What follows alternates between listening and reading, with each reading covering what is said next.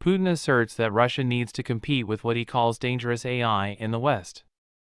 Russia must develop its own AI to compete with biased Western chatbots, according to President Vladimir Putin, who warned of a dangerous Western monopoly on AI.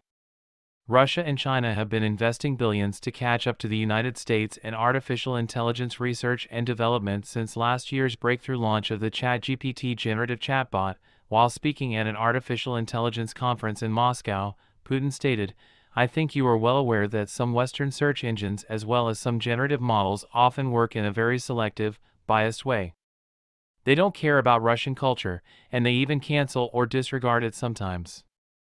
The Western market drives the training of many modern systems," he remarked. According to him, Russia should strive to be ahead of the curve and end the dominance of foreign creations in the country, calling it unacceptable, dangerous, and inadmissible. Due to Moscow's continuing military offensive in Ukraine, Russia's tech industry has been hit hard. Sanctions imposed by the West have cut off access to computer parts, and thousands of IT workers have fled to avoid military mobilization. Putin has urged Moscow to wean itself off Western technology on multiple occasions, and in September he directed the government to invest heavily in AI research and the development of supercomputers.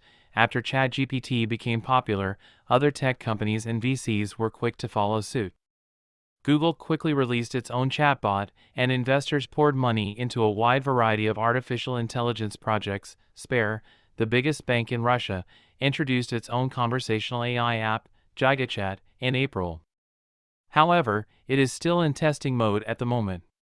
While visiting the Rafah border crossing in Egypt, Spanish Prime Minister Pedro Sanchez stated that the present ceasefire in Gaza is insufficient and that a permanent ceasefire is necessary. For the first time in 7 weeks, fighting between Israeli forces and Hamas militants came to a temporary standstill on Friday. This was in anticipation of the militants' planned exchange of Palestinian prisoners of war for Israeli hostages. In reaction to what it claims is an abnormally high influx of migrants, the Nordic nation of Finland has temporarily shut down all but one of its 8 passenger crossings to Russia. In the last 2 weeks, over 700 migrants have crossed into Finland through Russia, hailing from countries like Syria, Yemen, Afghanistan, Kenya, Morocco, Pakistan, and Somalia. Russia denies the accusation that it is directing migrants to the border, but Helsinki has stated that this is indeed the case. Overnight, Finland closed all passenger crossings except its northernmost one, Giuseppe, which is located high north in the Arctic region, for a month. This follows last week's closure of 4 border stations. The Finnish border guard announced that Giuseppe will remain open for business during its 4 daily opening hours and will begin accepting asylum applications at 8 o'clock Greenwich Mean Time.